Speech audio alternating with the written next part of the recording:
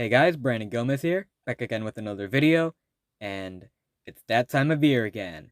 It's that time where we round up all the paint schemes that have been run this year, and we find out which ones were the worst, and which ones were the best. Welcome to the top 5 best and worst NASCAR Cup Series paint schemes of 2022. As always, we'll start off with the top 5 worst paint schemes of 2022. Admittedly, I tortured myself trying to rank these because all of these paint schemes are just bad. They're really bad. And I had a hard time trying to rank these. So, yeah. Alright. Without further ado, let's get into it. Number 5. At number 5 on this list is Alex Bowman's Ally Primary Scheme. The second this paint scheme got revealed, I instantly hated it. It just looks bad. You have the normal Ally stripes business going on at the front. That looks decent enough. But the rest of this paint scheme is just awful. You have the stripes on the C post, and then that's it. This paint scheme just looks incomplete. Were they running out of time to reveal this paint scheme, so they just decided to run it incomplete for the whole year? Like, what? Don't even get me started on the Better Together card that they ran at Sonoma for Pride Month. By the way, number 5 is a tie between this and its primary because they're essentially the same scheme. Anyway, they did not even try with this paint scheme. Don't get me wrong, I wholeheartedly 100% support the LGBTQ plus community. I myself am a member of that community. I'm pansexual.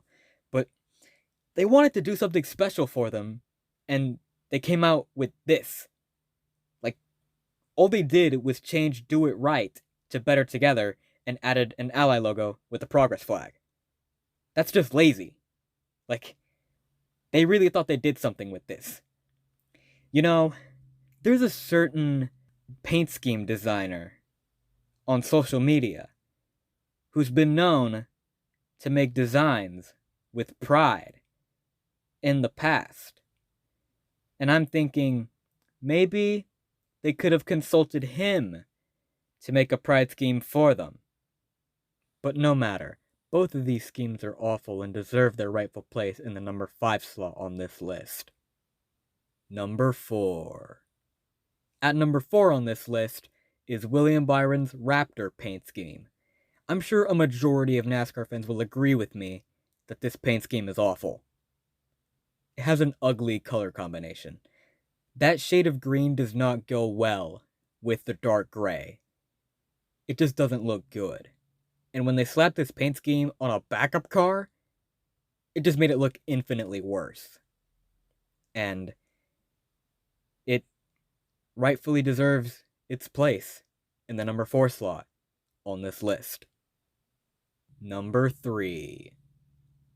At number 3 on this list is Ty Gibbs' McDonald's car that he ran at Pocono, his first race substituting for Kurt Busch. This paint scheme was originally red and white, but for whatever reason, they changed the nose and the roof to black. I guess because Ty Gibbs runs a black car in the Xfinity Series? I don't know. That's my only explanation for it. But either way, it looks like crap. Number 2. At number 2 on this list is Kevin Harvick's Busch Light Polite paint scheme. This looks atrocious. You know, Kevin Harvick had some banger paint schemes this year. This wasn't one of them. This is complete and utter garbage. What were they thinking when they made this paint scheme? Who greenlit this? Before we get to number 1, here are some dishonorable mentions. These paint schemes were bad, but they weren't bad enough to make the top 5. And you may notice that a lot of these paint schemes are JTG Doherty paint schemes. Because most of the JTG Doherty paint schemes run this year were god-awful. This entire top 5 could have been just JTG Doherty paint schemes. but that would have been too boring. So I decided to relegate them all to the dishonorable mentions list, to give other bad paint schemes a chance to shine. We finally reached the end. Number 1. The number 1 worst paint scheme of the year is Joey Logano's Verizon Frontline paint scheme that he ran at Pocono. I I I have no words for this paint scheme. All it is a red base color, a white stripe, a black stripe, a white Verizon checkmark on the side of the car, and Verizon Frontline on the hood. That's it. This literally looks like a test car. But no, it was an actual paint scheme that was run in an actual race, and it's god awful. Hands down, no competition, the worst paint scheme of 2022. Finally, the nightmare is over, at least for another year. Now we can finally look at the top 5 best paint schemes of 2022. Let's get into it. Number 5. At number 5 on this list is Kaz Grala's Pit Viper paint scheme. I know some people don't like it, but me personally, I love this paint scheme. It's bright, colorful, and vibrant. And it rightfully deserves a place in the number 5 slot on this list. Number 4. At number 4 on this list, coincidentally enough, is Kevin Harvick's Halloween paint scheme that he ran at the Martinsville Fall Race. I love this paint scheme. The Halloween backdrop on the side of the car was a really nice touch. And I love the pun that they made with Boosh. Because, you know, boo, scary, Halloween, bush, boosh. Yeah. I think you understand my point. Yeah. This paint scheme is great. That's all I gotta say. Number 3. At number 3 on this list is Noah Gragson's Charlotte Knights paint scheme that he ran at the Coke 600.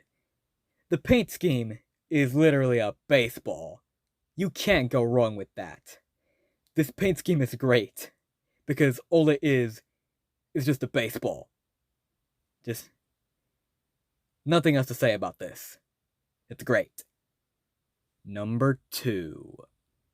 At number 2 on this list is Cole Custer's Dixie Vodka paint scheme that he ran at Homestead. This paint scheme is fabulous. I love it. It's bright and vibrant, and it's got the Miami aesthetic down to a T. When this paint scheme was revealed for Homestead, I immediately fell in love with it. You can't go wrong with a Miami aesthetic on a race car. This paint scheme is great, and it would have been number 1 if there wasn't a paint scheme better than it. But before we get to number 1, here are some honorable mentions. There were a lot of great paint schemes run this year, and it was hard to narrow it down to just a top 5, and there are probably many more great paint schemes that I'm missing here that aren't included in the honorable mentions.